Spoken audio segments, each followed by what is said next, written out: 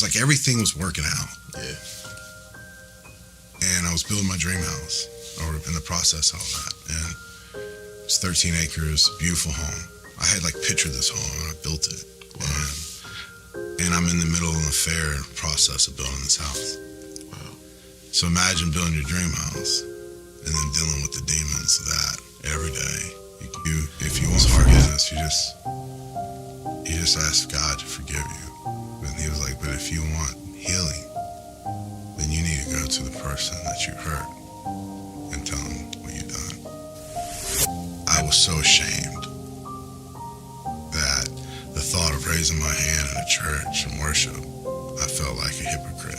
For years, I didn't feel like I deserved anything. So like going out and making money and creating this lifestyle or pursuing my, even pursuing what I know has been a calling on my life. Like I felt so unworthy.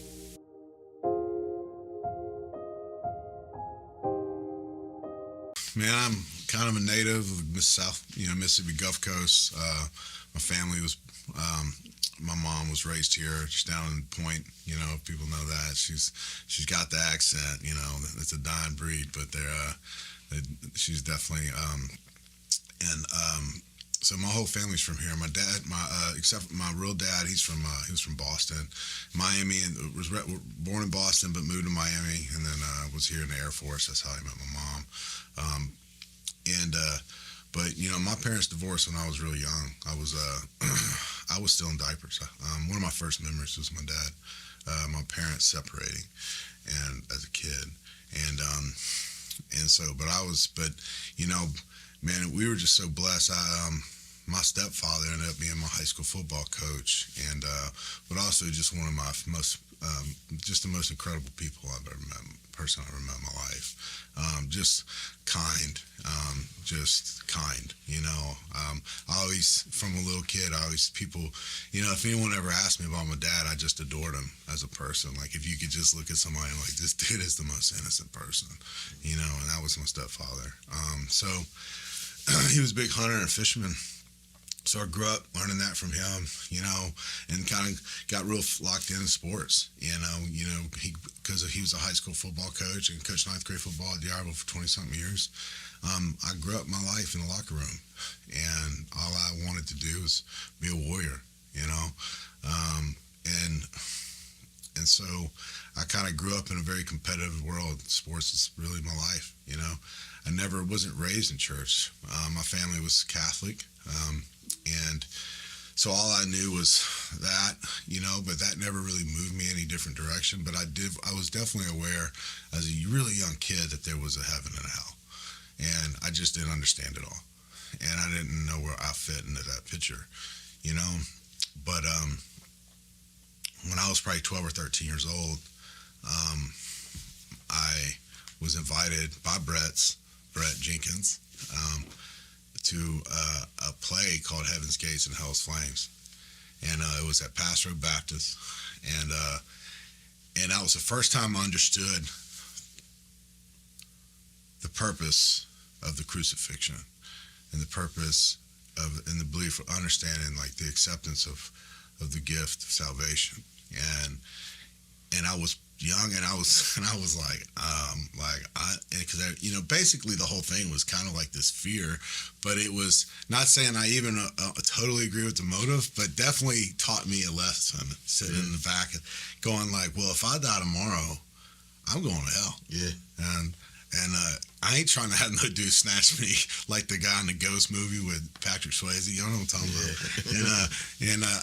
And so from a very young age, I remember going like, no, that ain't me. And coming home and telling my mom, like, Mom, I got my name written in the Lamb's Book of Life. And my mom was like, Sean, my mom's the sweetest human on the planet. She goes, Sean, we're Catholic, but we don't always have the same belief. And I remember thinking at a really young age, I'm like, she doesn't know what she's talking about. You know what I'm saying? Because I was pretty convinced that you had to be saved at that point. There had to be a moment where you changed direction, and so where you pivoted in your mind. Well, what was, who was king and who was Lord in church, And so I started serving in a Baptist church called Jim Ramsey Hills Baptist Church. Started in D'Iberville, First Baptist D'Iberville, blah blah blah, and it went up to Jim Ramsey, and that's a whole nother story. But I was there. I served as a deacon there, and that church was like real kind of fire and brimstone, And I mean, like, I would even miss a Wednesday night service because I thought I'd be in trouble, Like, I thought I'd get flat tires, and, like, I was like, but in that season, my dad ended up getting a liver transplant, and my dad accepted Christ in that season, and it was because of the journey that I was on already, before all that had happened. And I watched that happen, and then my mom right after that. But in that season, in that a few years after that, in that church, kind of just some things happened, and it's not important. And so, and I moved in a different direction spiritually. I always felt like I always didn't really connect with that congregation, 'cause I was like a young entrepreneur, and I'm moving, and there's a real country. They're like man, like they're cool, but just a very simple lifestyle. But I was like, man, like I'm just a high level thinker, so it's hard for me. That wasn't my community, and so it was a struggle that I had, because it was, I didn't really connect, and my family didn't connect, and then there was issues in the church, and it wasn't with our family. There was just a breaking up in that season, and we just was like, we want to get with a younger crowd, and it ended up being the best decision we had made, even though that church planted some strong foundations for us, and we loved it. I loved those firms, because I was able to hear the gospel. I was like strong, firm. And so it wasn't the message as much as some of the method. And so we just felt like a different season was in our life. And we transitioned to another church here on the coast, New Life, and we just fell in love with that. And what's happened is, my life in that church, I remember walking in going like, man, I pay my tithes. And I was serving in ministry, and I was doing all the things that we're trying to check off the box, right? And then my business, my second son was born, and my income exploded. And that's when everything really changed, because you start creating habits that you didn't have a choice to have before, because the resources weren't there. Whether, for me, it was, I stopped serving on Wednesday night ministry. And that's when my business took a shift. And my marriage, and everything started shifting for me. So my mom was a single mom raising two boys, and my mom never missed a practice, and we played every sport. Yeah. My mom was like superhero to me, man. And so she ended up moving down here. So there was this gap in time. My real dad was just so busy in his life here. And, obviously failed relationship and failed marriage after failed marriage after failed marriage. I mean, it's a lot. I get his personal life, but he knows, and me watching that, but he was the only one that was ever talking about church. But then I would see this lifestyle that I didn't really agree with. Your dad? And then my real dad, yeah. And then my stepmom and my dad never went to church. And they were like this two sweetest people on the planet, But I had to learn in that season. It was always this weird thing for me, because I never really knew where the line was, for me spiritually. Like the only person ever really trying to bring me to church was my dad, But then it didn't make sense on like the lifestyle, But then my mom had the heart, but she just didn't have the knowledge. Yeah, and I always saw that, and I felt like I was wise enough as a young kid to understand that. But going through my marriage, and I was sitting at church and getting this, and I'm like, man, I'm like tithing and I'm serving and I'm doing this and this and this. I'm pretty, like, I don't, I won't watch pornography, or I don't do this. I'm not doing this. And then, dude, in 12 months, bro, I was knee deep in an affair, and I was losing control of everything that I'd ever built. And I watched my life completely fall apart. How did that switch happen? Bitterness. And What do you think the bitterness come from? From feeling as like I was always inadequate, like as a man. I think when you were I was performing at to me, I was performing at a pretty high level, trying to build something from, and never asked anybody for money, never borrowed money from people. I'd started my first office from scratch, it was like just from the revenue I could make in a sale. So like wherever all my guys would come in and make a sale and be able to live off that commission, I was putting that money back into my office, put back into them. I couldn't even drive to my house for 2 years because I couldn't afford the gas money. I had to carpool to my house. So like I just made those sacrifices. I've always been willing to make those sacrifices. I've always willing to hear the no, so my family didn't have to, and that's the process I think any man, and that's what we're built to do, and so, but for me, I was never really tending to these wounds, and when I allowed myself to escape, what my work was, and fellowship, and in church, and everything in my life started shifting slowly, and I started rationalizing this, and then stopped going to church, and then I got a boat, and then we started, we'll go to church next week, but we'll go out on the boat today with our friends, and then I started drinking for the first time in like 7 years, and then that turned into, drinking, and at the time I was like taking Adderall for work, and I rationalized that. Well, that was, why, and I needed it because if you know me, I'm about as scatterbrained as you can get, but, I cannot, there was this rationalization after rationalization after rationalization, and why, and boom, boom, boom, and outside looking in, nothing was wrong. But at the end of the day, not that I ever had a problem with any of those substances. I've never been a big drinker, never been able to control anything. But at the end of the day, I was still looking for things to find small escapes, because I wasn't settled. Yeah. Because I wasn't trying to find any kind of ground or trying to foundation in my faith. I was trying to fix it myself. I was trying to make enough money to create. Maybe it's my spirit, it's this, and maybe it's that, or maybe if I'd made a little bit more money, I'd have a little bit more time, and my house would be a little bit more settled. Yeah. But at the end of the day, I was putting all that into my own effort, and it was just draining me down. And when it wasn't working, even when the plan worked, the plan wasn't working. You know what I'm saying? And so, were you always an entrepreneur? Yeah, I walked away. I was a school teacher. I walked away from, when I got into Primerica was just something I was going to do part-time. I was teaching school. I was, as personal training, I was football coach. I'd wake up at 4:30, personal train my first client around 5. I'd be in classroom by 7:47. My last bell ring at 11:15. I had personal train again for fourth period. I go back and coach, third period, and then I go back for fourth period football. And then I would personal train after ball around 6 to like 10 o'clock every night, unless I was in grad school. And so I only had a couple hours. I didn't have any time in the day, but I only had a couple hours left to have my master's in education. And I walked away from that when I got to Primerica, because I met this guy named Mike Landrum, and he was a Christian man.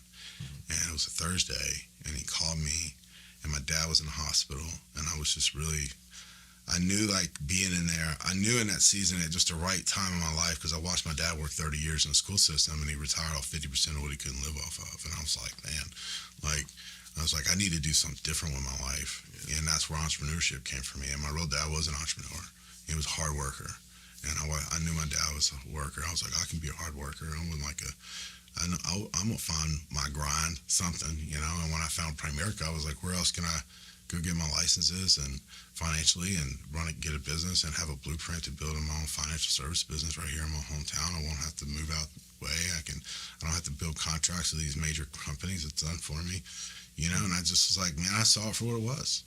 And I believed in myself enough that I could do it. Yeah. And so my first month, I made like $7,000. Quit my job, dropped out of grad school, went full time. Never went. In turn of my resignation, I'm teaching 60 days into the business, and kind of a crazy decision, really. But that put me in the fire, and I was willing to. I hung my hat over the fence. I told people I was going to have the biggest financial service business in Mississippi. Like, I was committed to that, and I had 250 agents when I went through my divorce. I got up to 250, and we were doing like 900,000 a year in term life insurance, close to that. Total. My biggest year. I mean, so it was like everything was working out. Yeah.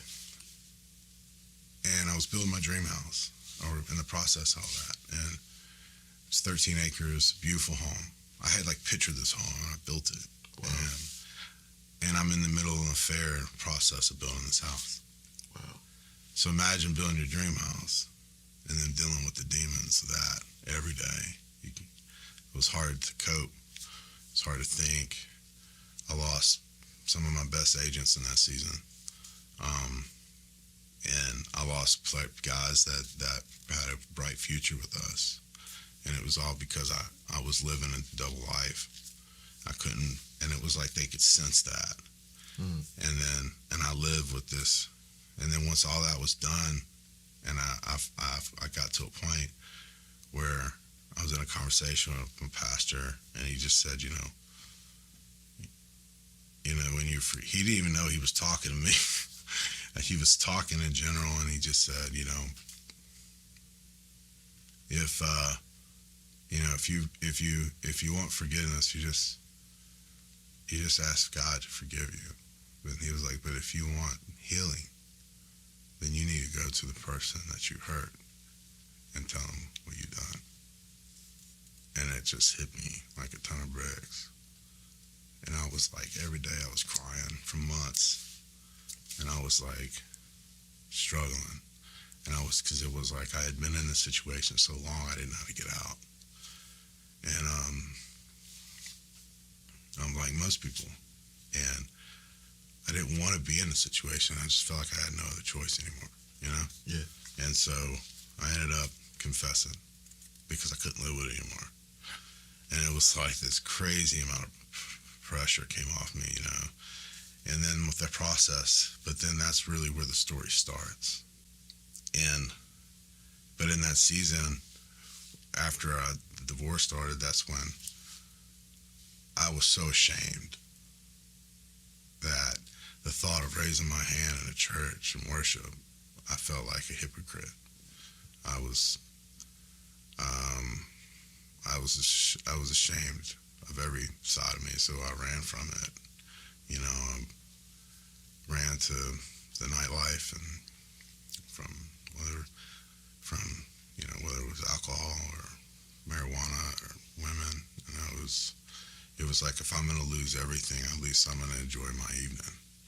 And that was really the simplicity of the thought. It was like, well, I don't have my kids tonight, so I'm going to make the best of losing it. And that was like, it was like, and it's hard. I was like in this survival state, and I lived in that state for such a short amount of time, but it felt like forever. It was like 8 months, but it was just like, I couldn't put anything together. I couldn't show up on time to anything. It felt like everything I touched turned to crap, and I just kind of dwelled in it. And it's just crazy, the lessons that the Lord put in my life. Yeah. Where I had to drive past the road that I had my affair on the first day every day to get to my condo. My condo overlooked a place that I would meet somebody there. I mean, it was every day I was brought to a truth of a decision. So when that sun went down and my family was gone, and I was in this one bedroom, like living in a 2-bedroom condo with a roommate. I was a senior vice president with a publicly traded company. Wow. And I was living like a college kid. Humility. I was so like oh my God, I felt like an idiot. It was hard to, I just lost my house. I just lost my family. I'd lost the respect of people. I lost, I didn't, when you go through a divorce, you lose their entire family too. Right. It was gone. There was no mother fellowship in that. Yeah. And I was alone. So when Thanksgiving happened, it was pretty, and it's just like 4 people. It's not 30, 40, and Christmas morning happens and your kids are not there. And, what do? You try to escape. And so I lived in this shame and then got into a really unhealthy relationship for a long time. And I was trying to recover from what I had lost by trying to build something that wasn't necessarily healthy. And so it was this constant, and then it was like I couldn't work because I was constantly trying to fix the problem. Like I was trying to fix this internal problem of trying to what does the rest of my life look like? Mm-hmm. Who am I going to spend the rest of my life with? Who am I going to serve? Am I going to have more kids? What direction am I going to? And that's hard to answer. Like when you don't have that answer, I'm sure if you're not married or it's like you're kind of keeps you up at night, because you're like, who's going to grow up with me? Right. And it was like I didn't have any answers. And people were like, just go to work and just do this. But I'd never been in a situation where I was alone like that. And I could not. I was like, I need to answer this question before I go to this. And it wasn't with the right situation, and I was just unsettled, and that relationship ended, and right around the same time my dad died, and I lost 2,600 shares. I lost my stock that I had built over my career and I earned and bonuses and all these different things that were creating my stability and my long-term legacy for my children and stability in business. It was all gone. I went from being stable to like the most unstable you could think of, and I had all this debt. Wow. And so my dad passes away, and I remember I never understood what people always like. They're just like spiritually sick or whatever. I remember the grief was so great in that season for me because I was grieving everything at once. My dad, my life, I was losing my business. I was losing my family, a lost relationship. And she had a son, so that, and that's another relationship you lose. And it's just grief. And I remember just like waking up constantly for like weeks at a time.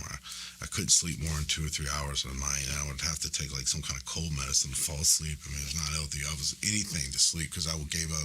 In that season, I went cold turkey. I never stopped smoking, And I said last night, I dropped it cold turkey because I knew I was like, I need the Lord to work radical miracles in my life. This is the first time that in my life, and because it's like this, my testimony is so, I live this very like cookie cutter, I don't want to call it cookie cutter, but it's like really like kind of all-American hero, all-American boy, football, everything was working out, and then boom, just some small things, letdowns and things happen, and it was just like this trickle effect, and then, but still, man, I never had anyone close to me, no, and then I found myself in this affair. And it's like my identity was like, who are you? Because my whole life, people saw me as like, hey, this, he's a good guy. He's faithful. Like I never went in a bar. I was like in my mid-30s before I ever went in a nightclub. Like I didn't live that. It's not the environment that I put myself in. I'm very uncomfortable in this environment still. I mean, and I would go anyways just because there was nowhere else to be in my mind. But now looking out of it, I look at it and I realize now, because of what's transpired in my life and what the Lord I've seen happen. I mean, He has brought everything that I lost in the last 12 months, back full circle. For years, like, I didn't feel like I deserved anything. So, like, going out and making money and creating this lifestyle or pursuing my, like, even pursuing what I know has been a calling on my life. Like, I felt so unworthy that it didn't matter to me anymore. So I just, like, kind of showing up and being consistent. You hear all these motivational videos, and I was just like, man, like, I just felt so deflated and had so many insecurities that I had allowed somebody to create, and you just, you're just like, you believe it. That's why you're willing. It's, when people say certain things to you, you're willing to listen to them, and you're just like, dang, man, like, I don't really identify that, but what if they're right? I did have an affair. I did cheat on my family. At the end of the day, I lost 50% of the time with my kids. I can't get that back. That's a debt that's gone. Then one sat me down and said, hey, what's going to happen? This is the emotion you're going to feel. Not like when you're sad, but this is an emotion that I have to deal with every day of my life. Yeah. And so, and it's been years, they don't go away, because I'm a dad, and that's means something to me, I guess. That's just to a level, because I longed for that with my real dad, and now it's kind of like I'm having an opportunity, and the Lord just brought him back home. First time he's lived in the same state as me in 20 years. Yeah. I've seen him once every 2 years for the last 20 years. I mean, we have this instinct ability to conquer, and you're always, and if you're, like in my scenario, is that I was never a very promiscuous kid. I'd only had one other girlfriend. I was very responsible with that. My mom was kind of like always kind of like making sure that I was a good kid, and I was very respectful in that manner. And so I didn't have any experiences.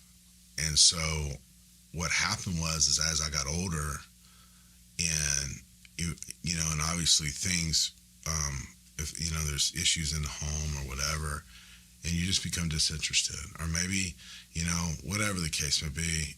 For me, it was like when another person that you were attracted, it just like it created this. It created such a dopamine dump for me that I became addicted to the drug of it. It had nothing to do with the relationship anymore. It was a dopamine dump, and then obviously you and then you build an emotional attachment to somebody or whatever. But then for me, what did I do when it happened? And then it was like I can't get out of it, so I had to keep doing it, and then I had to figure out a way to get out of it. But then I just kind of slowly created a hole, and then once you kind of break that boundary, yeah, you're just like when you get real comfortable with a sin like that, right? That's a scary place to be, because then when where is the boundary?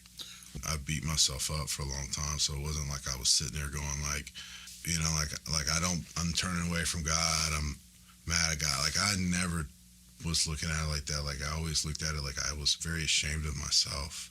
I was very embarrassed. I was very insecure, and I'm not an insecure person. And people probably don't but I lived in people who have come up to me in the last year and like, it's so awesome to see yourself again, and because they just knew I was carrying it, and carrying the shame of it all. If people knew of the shame that I carried, I used to always say, "There's nothing that you've said to me that I haven't said to myself." Yeah. And so because I'm not someone who tries to get out of my responsibilities, I'll accept them, But it was such a hard road for me because that wasn't where I was supposed to be. Yeah. My dad had made that mistake, and I was supposed to conquer that in my life. I wasn't supposed to stop, no different than David. Like, David fought the battles so Solomon could build the temple. You know what I'm saying? Yeah. And it's like, shameful for me. That's the shame that I deal with, is that my son has to be the first. I should have been the first. And now I need to do a good job and make sure that his family would stay intact. But the Lord still blessed that. And I thought he would never bless me. And then he gave me Christine. That's right. And he gave me the ability, and I went through all these things. And now I have the opportunity to be a father to these kids that lost theirs, And, man, I mean, like, I never, not really a kid person. Unless it was my sons. I just like, yeah. And that was the fear that I had. And I remember when she was inquiring about, like maybe going on a date. And that was something I weighed heavily. Where was I spiritually? Because I knew where she was always going to be. Because she is, she's just such a strong Christian person and so strong in her faith. And I didn't want to let her down. And if she wasn't a girl that I was just going to go hang out with, yeah, right? It was like, if I'm going to go over here, I know who she is. And I know the Lord has given me what she really is looking for in a man, because I know what those boys are going to need, because they're going to need what I wish I would have been a good mine. Yeah. On a consistent basis. Back then. I feel as if like now there's, where like I got stuff I need to do, or I got, not like now, like I'm in a place where I feel like I'm keeping every thought captive. Mm-hmm. And I'm not allowing myself to, like I'm gonna have some strong boundaries in my life. I realize like, now, like, I don't know, I just feel this insane calling in the last couple of weeks of my life strong to lead men, Yeah. And we're already starting like this little men's leadership in my office that got really big at one time. And but like there's so many men in my scenario that are entrepreneurs that are battling with maybe they're in the middle of an affair, and maybe they think it's the time, they're rationalizing in their head why they should leave their family, and that because of what they deserve and what kind of relationship, and there's things out there and situations out there that obviously that I'm unaware of, and that are unsafe, that are unhealthy, and that's not for me to call, but there's so much of it where it's just a lie in their head. Yeah. And rationalizing, like, because at the end of the day, that world, that sexual temptation world, that literally is a drug that you can't quench, and it just brings you down to a deeper depression, Right, and that's right. what I found myself, like, the deeper it got, and which is when, I just had a couple of moments in my life where I was just like, like it was like you got the pivot, Yeah. and looking in the mirror one night in November of 2021, I was just looking in the mirror and I said, what about you? This was right after my dad passed, and I was like, what about you represents God? And I said, and I couldn't even answer, and I just hit my knees. I just started screaming.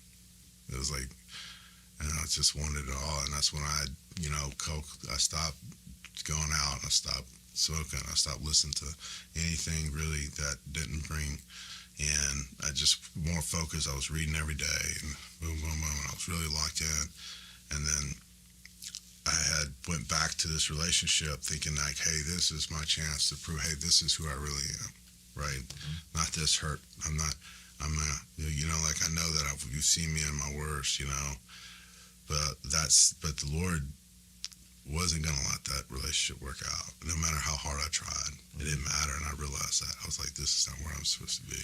Do you think when you start getting like that success in like your business, did it kind of draw you away from your faithfulness to God at a season of time in your life? Yeah. Well, because I think there's a piece of you that says that you have this ego, and men have egos, especially, and when we believe that like this is really us, and I really believed in my head, like, man, I'm a good person. Like I am doing all these things that most people are not, and I'm being faithful in it, and I did enjoy my life. But when I took that first step to say, the first thing I'm going to let go is making sure that I'm a presence and I'm in ministry somewhere where I have the opportunity to use my influence outside of just business or whatever. Mm-hmm. I chose that, and I just think that's a telltale sign where my heart was. Yeah. Maybe, hard to admit that, right? But at the end of the day, it's the only way I can admit it now. And so, I mean, obviously, that wasn't as important to me as I would want it to be. I no longer was serving my family; I was serving myself because I felt like I had to go. I had to go to work. I had to make this. I had to reach this level of achievement. I had to win this trip. I had to win this goal or this thing and get this contract, because I wanted to win. And when I felt like my spouse at the time was no longer on my team, and I had went through all these no's, and I had went through all this trials and tribulations and never asked anything. I just worked no matter what. I took all the responsibilities. I took all of it on, and so what happened was I just got so frustrated in that season that I disconnected from the relationship and tried to blame it on everybody else, but really it was my fault. Because if I would have been yoked up spiritually in my Bible and getting around people, asking the people that I knew would give me the right answer, asking those people the right questions, because we always tend to ask the people that are not going to tell us what we need to hear. Yeah. We go ask our buddy, or we talk to this, and he's like, "Oh, you deserve better than that." And at the end of the day, yeah. And so at the end of the day, like the people that there's truth tellers in your life, you tend to you pull from them because you know that they're going to tell you the truth. I just got so deep into my situation, I didn't know how to get out, and it changed me. I created a different identity for myself. Almost like I was like, well, this is just like, I made a mistake. I'm no longer really viewed as a good guy here in our community, or maybe whatever. I'm the same person. I still love people. I still want to be a good person. I still love the Lord. I just made a mistake. But I felt like in my head, I allowed myself to believe that no one really would see that ever again. So I'll just kind of do my own thing and move on, Yeah. Like go quietly in the dark. It's kind of how I felt. I maybe never said that out loud, but it's kind of how I felt, Coming from a place where you had all these insecurities as a business owner, and the Lord continues to put people in your life. And on Tuesday, my 11-year-old accepted Christ, and it all started with this random guy in the gym 4 weeks ago. Just saw my tattoos and liked my tattoos, and he started talking to me about. We became friends over a course of a couple months, and he's got me really thinking about my calling. And he's got me really thinking about my relationship with Christ every day. And he's sending me devotionals. And not that I was not conscious of my faith, but I was just not on fire. And there's just been things that transpired over the last 4 weeks that's just got me, I'm aware of who Christ is. And I'm aware that that my life and my legacy is a lot bigger than what my business or what I've told myself I could do in business or as an entrepreneur or be successful financially or whatever. For whatever reason, he's just taken that craving away from me. But I still know that there's responsibilities, and I'll build success through my life. But I just got a different. It's been and it's been an emotional 3 or 4 weeks for me. My message is understanding really this season, and it's most of the people where they struggle when the kids are young, and this one spouse is going this way and the other one's going that way, and then they come back to raise the kids at night. And I feel like for me, what I would want someone to get to maybe zig versus zag, like I did, is to be present in gratitude on a daily basis and be intentional with your life. Be intentional with your diet, with your training, with your reading, with your relationships.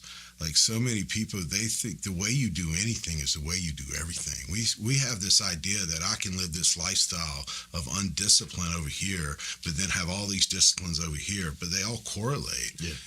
And at the end of the day, like I'm not, and that's not, and it's just funny to me is like more disciplined I am, the luckier I get. You know what I'm saying? And it's because, and I know it's not luck. It's just the same. But it's like I got these, when I'm disciplined and I'm locked in to the right things, and I feel like, especially when you're living in the spirit, and you're not sitting here and you're not focused on the flesh. You're not worried about what you look like or what you're wearing or if this mat, all these goofy things we get so worked up about, like all this stuff. That's not important. What it is that connection when you connect with somebody.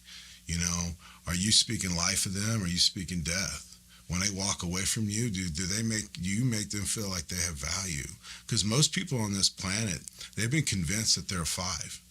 Mm-hmm. Well, man, I just feel like, man, maybe that's my calling. I'm a convinced that they're a 10, and they maybe they're performing at 8, 9, because a lot of people's disbelief is what keeps them stranded in captivity of insecurity and all these things. I've been in business 15 years, working with people over the years and seeing it. It's the only difference between people that win in life and the people that lose is people that believe they can win. That's it. And because when they believe they can win, they communicate that to people. And what happens is somebody gets belief, it's a game changer. All they needed is for a second. I mean, you can watch it playing sports. When a team gets belief or when a fighter gets belief, one punch, that one thing, and his whole body language changes. And it's just belief. Momentum's a real thing in life.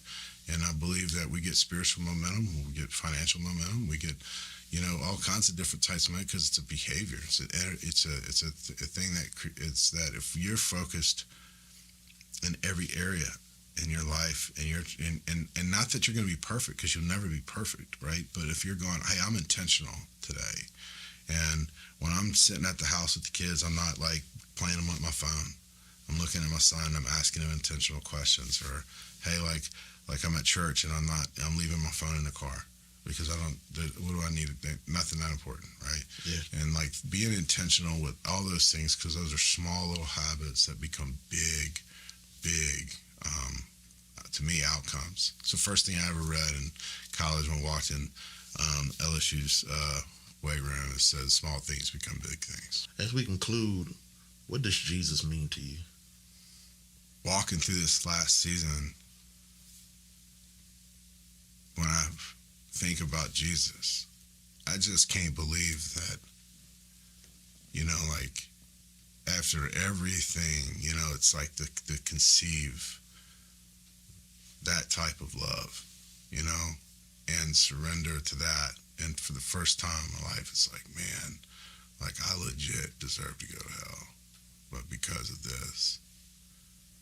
And it's sometimes that's the part that like I never probably let that settle in, and you really go through things, and like now it's like, man, I understand sovereignty, and I understand, like I put myself in such a performance-based mindset my whole life. I was an athlete. Everything was performance. Everything was like, what's the result? And like, you had an affair, what's the result? Well, are you saved? Or is this? Or constantly questioning my salvation, constantly questioning this, constantly question. And Jesus to me now is the ultimate. It's like agape, like this ultimate love. And it's hard to fathom that he would love me after the things that I've done, and the things that, whether it was a lie you told or someone that you hurt, because I know that I hurt my ex, and that's something that I'm not proud of, and I know that it's something that affects her for the rest of her life. But like that's not the battle that I can fight anymore, and I've had to learn that because of what Jesus did on the cross. Man. And so I was constantly trying to battle that and battle this mistake and this, and just understanding like, you're not losing your salvation. You're not like this. it was finished. It's not about what you're doing or what you're going to do. It's about what was done for you in place of you. His mercy. So first, I feel like a better person because I went through all this. Yeah. Like I have empathy. And that's what I've learned in the last few weeks. That's the word I was looking for, empathetic, because I was dealing with so much grief for so long. Like you could sit here and tell me about something that's really sad. And I'm like, man, I know that I should feel sad and sorry for you, but I don't feel anything because I have nothing left. Right. I know that you're struggling financially, but I can't even keep my head above water.